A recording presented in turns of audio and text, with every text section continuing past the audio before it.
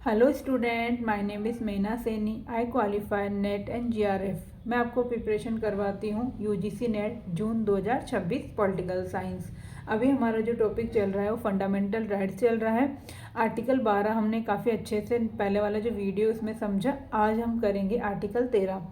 Article 13 में हम देखेंगे कि ये किस तरीके से कार्य करता है और क्या इसके अंदर दे रखा है, और हम डिटेल में समझने की कोशिश करेंगे जिससे कि कोई भी क्वेश्चन बाहर ना जाए। क्योंकि आजकल आपको पता है कि जो एग्ज़ाम का पैटर्न है वो काफ़ी इन डेप्थ आने लगा है। जैसे आरपीएससी का एग्ज़ाम, यूजीसी नेट का एग्ज़ाम, अदर कोई भी कॉम्पिटिशन एग्ज़ाम होते हैं, सब में काफ़ी डीपली क्वेश्चंस पूछे जाने लगे हैं। हम देखते हैं आर्टिकल 13। आर्टिकल 13 के अंदर बताया गया है कि अल्पीकरण जिसे हम कहते हैं डेरोगेशंस, एक होता है असंगत जिसे हम कहते हैं इनकंसिस्टेंट। ठीक है, इनका मतलब क्या होता है, ये क्यों है, क्या है ये, क्या आर्टिकल 13 ना थोड़ा डिफिकल्ट है, नॉर्मल लैंग्वेजेस नहीं है इसमें, तो ये समझने में इसमें थोड़ी दिक्कत आती है। अब आर्टिकल 13 की क्या होता है, सब पार्ट्स हैं। अब इसमें आर्टिकल 13 के अंदर आर्टिकल 13(1) बता रखा है जिसमें है संविधान लागू होने से पहले की वह सभी विधियाँ रद्द मानी जाएगी जो कि मूल अधिकारों का उल्लंघन करती है। अब इसका मतलब क्या हुआ, जब हमारा संविधान लागू हुआ था उससे पहले भी तो कुछ ना कुछ रूल एंड रेगुलेशंस थे, नियम बने हुए थे, कानून बने हुए थे। पर जो हमारे अभी के जो मूल अधिकार है जो सभी व्यक्तियों को दिए गए हैं, यदि वो पहले के कोई भी कानून उनका उल्लंघन करते हैं तो उन्हें क्या कर दिया जाएगा, जिस सीमा तक वो उल्लंघन करते हैं तो उन्हें अल्पीकरण कर दिया जाएगा, उन्हें कम कर दिया जाएगा या उसे शून्य कर दिया जाएगा। अभी मैं आपको ये एग्जांपल के माध्यम से समझाती हूँ।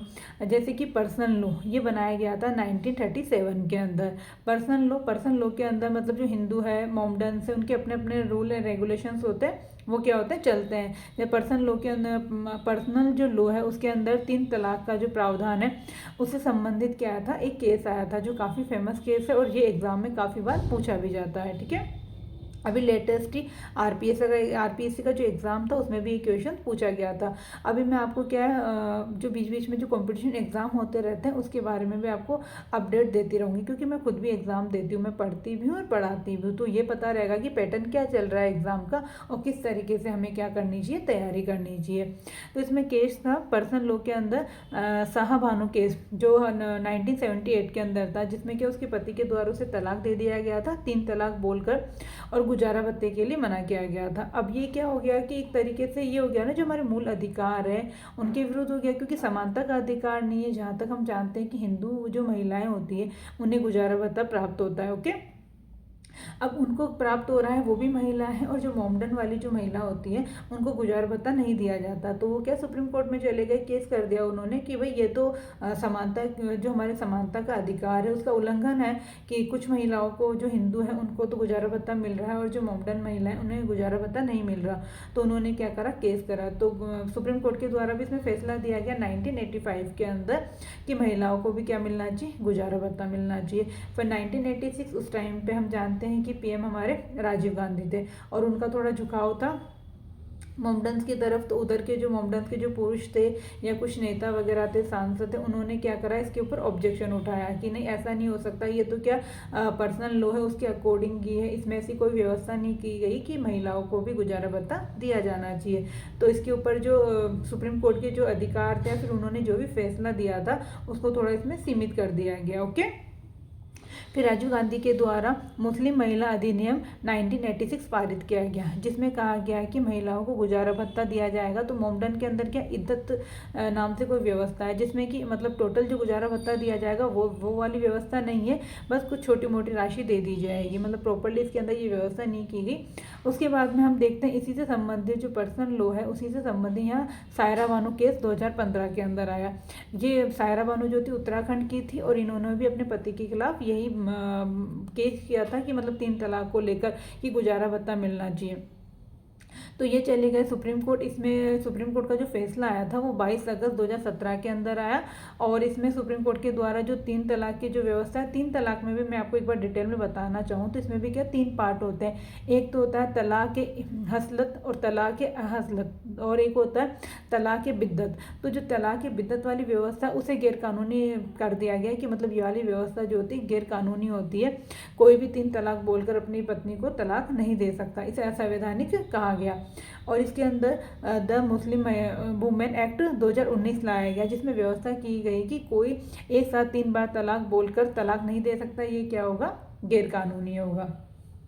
यहाँ तक समझने में आपको कोई भी परेशानी आ रही हो तो आप प्लीज़ कमेंट करके मुझे बताएं, क्योंकि मुझे ऐसे पता नहीं पड़ेगा ना कि आपको कौन सी चीज़ समझ में आ रही है, कौन सी नहीं आ रही। तो आप मुझे पूछ सकते हैं। उसके बाद में इसमें यह भी कहा गया है कि गुजारा भत्ता मांग सकती है, मतलब महिलाएं जो यदि कोई पति उनको तलाक दे रहा है तो वो अपना क्या कर सकती है? गुजारा भत्ता भी ले सकती है। अब मुझे लगता है कि आपको ये चीज़ अच्छे से समझ में आ गई होगी कि प्री कॉन्स्टिट्यूशन लॉ क्या होता है, कि अपने जो भी मौलिक अधिकार है वर्तमान समय में यदि पहले की कोई भी कानून उनका उल्लंघन करते हो तो उसे हम कुछ सीमा तक कम कर सकते हैं या फिर उसे समाप्त कर सकते हैं। दूसरा मैं एक और एग्जाम्पल इसी में देना चाहूँ आपको। तो इसमें पहले के जो दलित लोग थे वो क्लास के बाहर बैठ के पढ़ाई करते थे, और जो अच्छी जाति है उच्च जाति के जो लोग थे वो क्लास के अंदर पढ़ाई करते थे। पहले वाला ये लो था, मतलब अपना जो संविधान लागू हुआ था उससे पहले। पर अभी दिस टाइम ये वाला लो नहीं चलता ना, सभी सेम ही क्लास में कोई भी जाति का बच्चा हो सभी एक ही जगह बैठ के पढ़ाई करते। तो अभी ये मौलिक अधिकारों का उल्लंघन कर रहा था तो इसे क्या किया गया? समाप्त किया गया। तो ये मुझे लगता है कि मैं आपको समझा पाई हूँ। फिर भी आपको कोई डाउट हो तो आप प्लीज़ कमेंट में, ओके। इसके बाद में आर्टिकल 13(2) जो इसके सब पार्ट चल रहे हैं ना, उसके अंदर 13(2) आएगा, जिसके अंदर है प्री कॉन्स्टिट्यूशन। इसके अंदर जैसे हमने प्री वाला पढ़ा था, ये post constitution of the law है। सेम यही, मतलब संविधान लागू होने से पहले जो कोई भी कानून बन रहे हैं वो मूल अधिकारों का उल्लंघन कर रहे हैं तो उन्हें क्या कर दिया जाएगा? रद्द कर दिया जाएगा। वैसे ही वर्तमान समय में भी यदि गवर्नमेंट के द्वारा कोई ऐसे कानून बनाए जा रहे हैं जो कि मौलिक अधिकारों का उल्लंघन कर रहे हैं तो उन्हें भी क्या कर दिया जाएगा? उस सीमा तक, जिस सीमा तक वो उल्लंघन कर रहे हैं वहाँ तक उन्हें रद्द कर दिया जाएगा। तो इसे अपन क्या कहेंगे? Post constitution law. उसके बाद में आता है, और इसमें यह है कि राज्य ऐसा कोई कानून नहीं बनाएगा, जो मैं आपको सिंपल शब्दों में मैंने बताया वही लैंग्वेज इसमें लिखी हुई है कि राज्य ऐसा कोई कानून नहीं बनाएगा। ऐसा कानून यदि कोई बना भी देता है कि मौलिक अधिकारों का उल्लंघन कर रहे हैं तो सुप्रीम कोर्ट क्या कर सकती है? उसे रिट जारी कर जो व्यक्ति होते हैं वो तो उसके खिलाफ रिट जारी कर सकते हैं, और सुप्रीम कोर्ट भी इसे अवैध घोषित कर सकती है यदि कोई कानून ऐसा बना भी दिया जाता है। अब आएगा आर्टिकल 13, जैसे हम कह रहे हैं कोई भी कानून या कोई भी विधि नहीं बना सकता। तो विधि होती क्या है? विधि को किस तरीके से हम डिफाइन करेंगे, या विधि के अंदर कौन कौन आएगा, ये चीज़ें भी तो जानना जरूरी है। तो उसके आर्टिकल 13(3) के अंदर ये प्रावधान किया गया है कि विधि क्या है। तो इसमें विधि में बताया गया है कि विधि की डेफिनेशन दी गई है कि अध्यादेश हो, कोई आदेश हो, या कोई उपविधि हो, नियम हो, विनियम हो, या अधिसूचनाएं हो, ये सब क्या आएगी? विधि में आएगी। मतलब ऐसी कोई भी आदेश या अधिसूचना जारी नहीं की जा सकती जो कि फंडामेंटल राइट्स का उल्लंघन करते हो, ओके। हमने यहाँ तक अच्छे से समझा। इसके बाद में इसमें आएगा कि सुप्रीम कोर्ट और हाई कोर्ट क्या करती है। इसके अंदर व्यक्ति क्या होता है? सुप्रीम कोर्ट हाई कोर्ट के अंदर रिट जारी कर सकता है आर्टिकल 32 और आर्टिकल 226 के थ्रू डायरेक्टली इसमें जा सकता है कि हमारे अधिकारों का उल्लंघन हो रहा है। जैसे कि हम देखते हैं कि आर्टिकल 21 जीवन की जो स्वतंत्रता है हमें, उसमें काफ़ी सारे सब पार्ट्स हैं, जिसमें हमें स्वच्छ वायु लेने का अधिकार है, निःशुल्क कानूनी सहायता लेने का हमें अधिकार है, मतलब काफ़ी सारी चीज़ें, प्राइवेसी का हमें अधिकार है, नींद लेने का हमें अधिकार है। ये सारी मतलब व्यक्तियों के द्वारा सुप्रीम कोर्ट में जाके ये व्यवस्था की गई है अपने लिए। अब आ जाते हैं, इसमें 2 शब्द कुछ ऐसे हैं थोड़े डिफिकल्ट लगते हैं समझने में, इसमें दिक्कत आती है। एक तो पृथक्करण का सिद्धांत, ठीक है, पृथक्करण का सिद्धांत जिसे हम कहते हैं डॉक्ट्रिन ऑफ द सेवरबिलिटी। दूसरा होता है आच्छादन का सिद्धांत जिसे हम कहते हैं डॉक्ट्रिन ऑफ द एक्लिप्स। तो इसका मतलब होता है पृथक्करण का सिद्धांत जिसमें एक हिस्से को हटा दिया जाता है, मतलब कोई ऐसा कानून बन जाता है या जो व्यक्ति के मौलिक अधिकारों का उल्लंघन किया जाता है उससे, तो उस एक हिस्से को उसमें से हटा दिया जाता है। दूसरा होता है डॉक्ट्रिन ऑफ द एक्लिप्स जिसके अंदर होता है कोई भी मौलिक अधिकारों का कोई कानून ऐसा बनाया जा रहा है जो मौलिक अधिकारों का उल्लंघन किया जा रहा कर रहा है, तो उसे क्या किया जाता है? कुछ समय के लिए ढक दिया जाता है।